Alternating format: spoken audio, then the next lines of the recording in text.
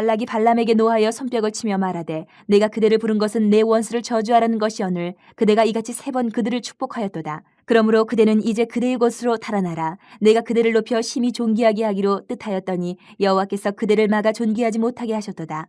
발람이 발락에게 이르되 당신이 내게 보낸 사신들에게 내가 말하여 이르지 아니하였나이까. 가령 발락이 그 집에 가득한 은금을 내게 줄지라도 나는 여호와의 말씀을 어기고 선악간에 내 마음대로 행하지 못하고 여호와께서 말씀하신 대로 말하리라 하지 아니하였나이까. 이제 나는 내 백성에게로 돌아가거니와 들으소서. 내가 이 백성이 후일에 당신의 백성에게 어떻게 할지를 당신에게 말하리다 하고 예언하여 이르기를 부올의 아들 발람이 말하며 눈을 감았던 자가 말하며 하나님의 말씀을 듣는 자가 말하며 지극히 높으신 자의 지식을 아는 자 전능자의 환상을 보는 자 엎드려서 눈을 뜬 자가 말하기를 내가 그를 보아도 이때의 일이 아니며 내가 그를 바라보아도 가까운 일이 아니로다.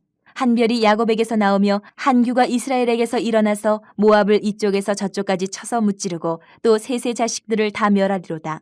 그의 원수 에돔은 그들의 유산이 되며 그의 원수 세일도 그들의 유산이 되고 그와 동시에 이스라엘은 용감히 행동하리로다.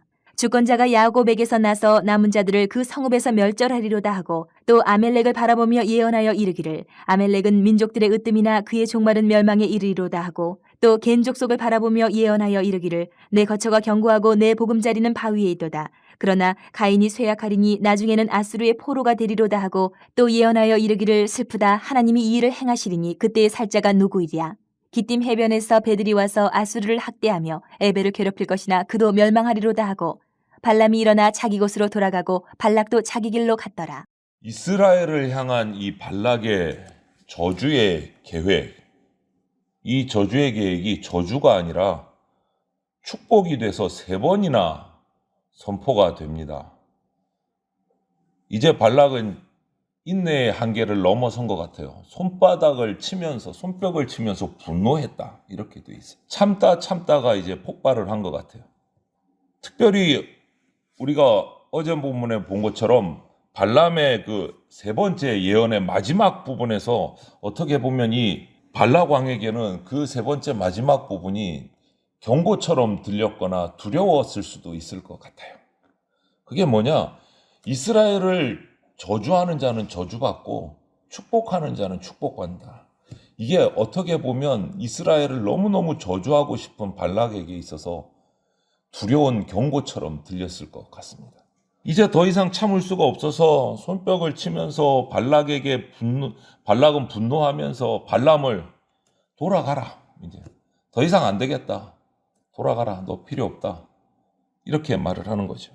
하나님께서는 발락 모압 왕의 그 악한 의도, 저주의 계획들을 완전히 180도 바꾸셔서 이스라엘 민족을 오히려 약속의 보증, 은혜의 그 확신에 대해서 선언을 하게 하셨어요. 우리를 향한 어떤 비난과 손가락질, 여러분 우리가 두려워해서는 안 된다라는 거죠. 하나님은 우리를 향한 세상의 그 악을 선으로 충분히 바꾸실 수 있는 능력이 있으신 분이다. 우리는 하나님 편에 서 있기만 하면 된다. 우리가 뭔가 바꾸려고 하면 오히려 더 안 좋아질 수 있다. 우리의 능력으로 안 될 수 있고 하나님께 온전히 의탁하고 그냥 하나님 편에 서 있는 것이 우리가 할 수 있는 가장 지혜로운 방법이다라는 거죠. 발람은 이스라엘을 저주하라는 그 모압 왕의 발락의 요청과는 달리 이스라엘을 3번 축복을 하게 됩니다. 그렇게 한 것에 대해서 발락 왕이 막 분노를 하면서 화를 내고 돌아가라고 하니까 내가 애초에 말하지 않았느냐. 임금님의 사신들이 나에게 와서 얘기할 때 나는 여호와께서 나에게 말씀하신 대로 예언할 수밖에 없다. 분명히 얘기했다. 죽을 뻔한 위기를 넘기면서 하나님께로 받은 그 사자들로부터 받은 경고의 말씀대로 하나님이 주시는 말씀만 선포했던 거예요. 처음에는 어쩔 수 없이. 그런데 첫 번째, 두 번째를 하면서 하나님의 그 모습들을 경험하면서 3번째는 정말 적극적으로 진정성을 담아서 선포를 하게 됐어요. 이렇게 하나님이 말씀하신 대로 따라가는 것이 지혜입니다. 거스르려 하는 것이 아니고 하나님 말씀대로 순응하는 것이 지혜다. 당시 가나안 땅 그 일대에 유명했던 주술사가 바로 발람이에요. 발람. 이 발람도 그 사실을 깨닫고 오늘 하나님 말씀대로 따랐던 거예요. 첫 번째, 두 번째, 세 번째. 하물며 저와 여러분들 하나님의 백성이라고 하는 우리 그리스도인들이라면 더 이상 말할 필요가 없는 겁니다. 하나님 말씀을 기준으로 살아가는 것이 당연한 거죠. 오늘 발람은 보니까 마지막으로 발람 왕이 가라, 이제 필요 없다, 가라 하니까, 분노하면서 가라고 하니까 마지막으로 한 번 더 예언을 합니다. 하나님이 주신 말씀을 가지고 이번에는 이스라엘의 장래일에 관해서 앞으로 이스라엘이 어떻게 될 건지를 예언을 해요. 그 내용은 간략하게 보면 이스라엘 가운데서 한 별과 한 규가 나와서 모압을 쳐서 멸한다라고 말해요. 17절에. 그리고 주변 나라와 주변의 가나안의 모든 민족까지 모두 이스라엘에게 패하고 이스라엘은 승리를 누리게 된다. 이렇게 예언을 합니다. 그러면서 그의 마지막이 네 번째 예언은 23절에 마무리를 짓는데 어떻게 마무리를 짓느냐? 하나님이 이 일을 행하시리니 그때 살자가 누구냐? 이것이 이 발람의 마지막 하나님께로 받은 예언이에요. 하나님이 이 일을 행하신다. 그때 살자가 누구냐? 아무도 못 막는다. 아무도 살아남을 수 없다. 이렇게 예언이 끝나요. 이 이스라엘 민족의 승리는 이 주변 그 당시 가나안 땅과 가나안 주변에 있는 모든 민족을 향한 예언이에요. 더 나아가서 영적으로 해석하자면 이 악한 세상의 모든 나라에 대한 거예요. 이 예언은 예전에 이스라엘의 조상 아브라함으로부터 족장들에게 이어내려오는 하나님의 약속이에요.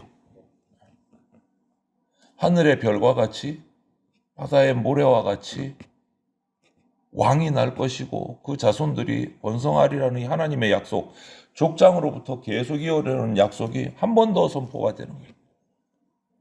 여러분, 이처럼 하나님께서 우리에게 주신 약속은 반드시 이루십니다. 우리 때에 이루어지지 않을 수 있어요. 아브라함에게 하셨던 그 약속이 이삭과 야곱과 이 족장들로 요셉으로 계속 이어져 내려와서 지금 이 가나안 땅에서 이제 이루어지는 거예요. 내 때에 이루어질지 않을 수도 있습니다. 하지만 하나님의 약속은 하나님의 섭리 가운데 하나님이 정하신 가장 좋은 때 좋은 방법으로 반드시 이루어진다라는 믿음을 우리가 가져야 된다.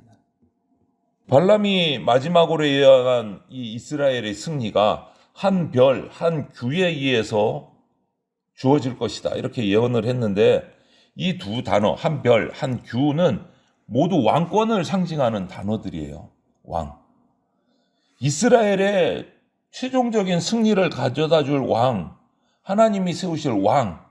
역사 속에서는 이스라엘의 승리는 이스라엘이 군대가 강력해서 뭔가 특별한 능력이 있어서 숫자가 많아서가 아니고 하나님의 뜻과 하나님의 섭리 가운데서 승리한다라는 거죠. 하나님이 한 왕을 세우셔서 이스라엘을 승리하게 한다. 직접적으로는 다윗 왕을 예언하는 거예요. 다윗 왕을. 다윗은 이 이스라엘 민족 역사 가운데 최고의 왕입니다. 엄지손가락에 꼽는 넘버원의 왕이에요. 다윗 왕 때에 이스라엘은 최전성기를 누렸습니다. 주변의 모든 나라들이 이스라엘에 조공을 바쳤어요. 그 누구도 이스라엘을 넘볼 수가 없는 최고의 강국으로 섰어요. 예언대로 그대로 이어진 거예요. 그리고 이 말씀의 이 약속의 완성자는 누구십니까? 바로 궁극적인 만왕의 왕이신 예수 그리스도께서 이 땅에 오셔서 영원한 사망에서도 승리하시는 영원한 승리를 가져오시는 예수 그리스도를 가리키는 말이기도 해요.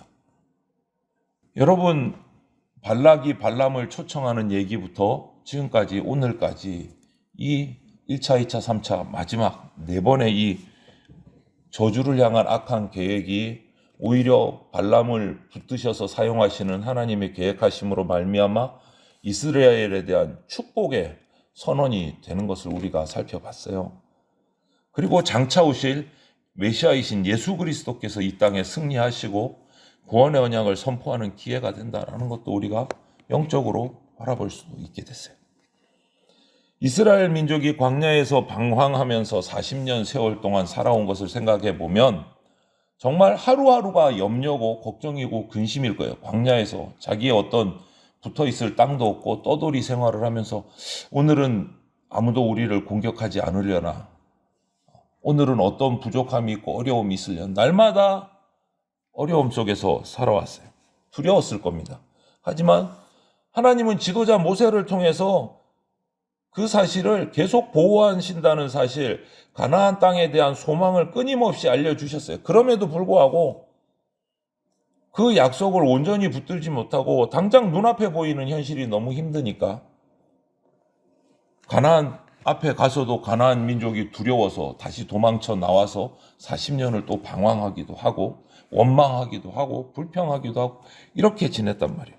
그런 상황에서 하나님께서는 이제 가나안 땅 입구에 다시 40년 만에 돌아와서 발람이라는 이방의 그 주술사의 입을 통하셔서 하나님의 계획을 다시 한 번 더 확인시켜 주신 거예요. 과거 족장들에게 주셨던 그 약속, 그거 이제 성취한다. 이스라엘은 승리할 것이다. 이스라엘은 번영할 것이다. 다시 한 번 더 확인을 시켜주시는 거예요. 소망을 주시는 거예요. 이제 가나안 땅에 들어가는 그 딱 입구에 서서. 여러분, 이스라엘이 하나님의 백성인 이상 어떤 민족도 이스라엘 민족을 해할 수가 없는 것입니다. 저와 여러분들이 하나님의 백성으로 있는 이상 세상의 그 어떤 악한 세력도 우리를 해할 수가 없는 겁니다. 이스라엘이 뭔가 능력이 있어서, 저와 여러분들이 뭔가 능력이 있어서 이길 수 있는 게 아니고 우리가 하나님의 자녀로 있는 것이기 때문에 우리가 승리하고 해함을 당하지 않을 수 있는 겁니다. 이것은 하나님의 우리를 향한, 이스라엘을 향한 변함없는 사랑, 변함없는 은혜, 또 우리를 향해 주신 그 약속에 근거를 두고 있는 거예요. 약속은 반드시 지키시는 하나님이시다. 그것을 근거로 우리는 힘을 얻고 담대할 수 있는 거예요. 하나님의 은혜는, 우리는 그래요. 하나님 은혜를 베풀어 주십시오. 하나님 은혜를 베풀어 주십시오. 기도를 많이 하잖아요.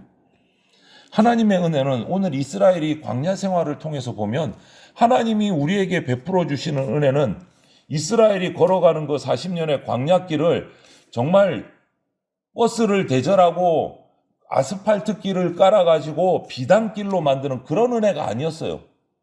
은혜를 주시는데 역시 광야길이었고 역시 전쟁도 했어야 되고 역시 고통도 있었어요. 비단길로 바꿔주는 게 하나님의 은혜가 아니다라는 거예요. 그럼 뭐냐? 하나님의 은혜는 그 어려운 광야 가운데 어디로 가야 할지, 어떻게 가야 할지 이것을 가르쳐 주시는 게 하나님의 은혜다. 어려운 세상길에서 무엇이 부족한지 아시고 채워주시고 인도해 주시고 보호해 주시는 것이 하나님의 은혜다. 우리가 하나님의 은혜를 내 마음대로 해석하고 오해해서 하나님 나에게 광야길이 아니라 비단길을 주시고 이것이 아니다라는 거예요. 그럼 광야길을 왜 안 바꿔주시느냐? 그러면은 모든 게 한 방에 해결될 것 같은데 아니요. 광야의 그 어려운 길을 주시는 목적이 또 있으신 거예요. 그러면서도 넘어지지 않도록 보호해 주시면서도 끝까지 광야의 길을 통과하게 하시는 목적은, 나그네를 살게 하시는 목적은 우리가 하나님이 우리에게 주신 사명을 깨닫고 그 어려운 길을 극복하면서 축복을 찾아갈 수 있도록 우리에게 훈련시키는 과정이다. 훈련시키는 과정. 훈련을 통해서 강해질 수 있기 때문에, 훈련을 통해서 강해질 수. 물고기 배고프다 그러니까 물고기를 잡아서 먹여주시는 게 은혜가 아니고 물고기를 잡는 방법을 가르쳐 주시는 거예요. 물고기를 잡게 하시는 것이 하나님의 은혜다. 우리가 그것을 알아야 돼요. 그래서 하나님께 은혜를 구할 때 하나님 물고기 잡아서 내 입에 쏙 맛있게 요리해서 넣어주세요. 이런 기도는 불필요한 기도다. 우리의 기도의 방향을 바꿔야 돼요. 하나님, 내 삶이 어렵습니다. 고통스럽습니다. 이거 싹 없어지게 해주세요. 그게 아니고 이겨낼 수 있는 지혜를 주십시오. 명철을 주십시오. 쓰러지지 않을 담대함을 주십시오. 하나님의 인도하심을 내가 발견하게 해주십시오. 그것이 우리가 올바른 기도의 방향이다.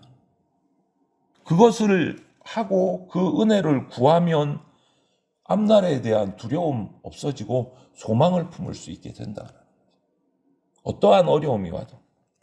그런데 우리 욕심에 따라서 내 인간적인 기준에 따라서 살아가면 그 인생에는 진짜 생명이 없어지는 겁니다. 연약한 거예요. 연약한 거예요. 하나님의 말씀을 따라서 살아가는 것이 진짜 아름다운 인생이 된다. 우리는 알아야 됩니다. 우리가 겪고 있는 이 현실의 어떤 어려움이나 고통이 우리 인생을 한 단계 성숙시키는 훈련의 과정이다라는 거. 이거 알아야 되고. 우리가 또 누리는 풍요가 있다면 그것은 나만을 위해 쓰라고 주신 은혜가 아니고 이웃들을 도우며 함께 살아가라는 사랑의 도구다라는 것을 우리가 깨달아야 됩니다. 우리가 아무리 강하고 능력이 있어도 우리 모든 것의 주인은 내가 아니고 하나님이십니다. 절대 우리 잊지 말아야 합니다. 우리 뜻을 이루어 주시는 분도 하나님이십니다. 내가 스스로 섰다. 내 능력으로 뭔가 잘 된 것 같다. 아무리 그렇게 생각해도 저와 여러분들을 세우시는 분은 하나님이십니다. 아무리 견고해 보이고 아무리 튼튼해 보이고 흔들리지 않는 인생인 것 같아도 그 인생도 하나님이 지켜주지 않으시면 모래 위에 세운 집과 똑같다. 언제 무너질지 모른다라는 것을 우리가 잊지 말고 반드시 기억해야 합니다. 그래서 오늘 하루도 이 한 주간도 우리가 생활해 나갈 때 나의 주인 되시고 나의 반석 되시고 요새 되시고 방패가 되어주시는 그 하나님만 의지하고 살아가는 그러한 주님의 아름다운 자녀들, 천국의 백성들로 살아가시기를 주님의 이름으로 축원을 드립니다. 아멘.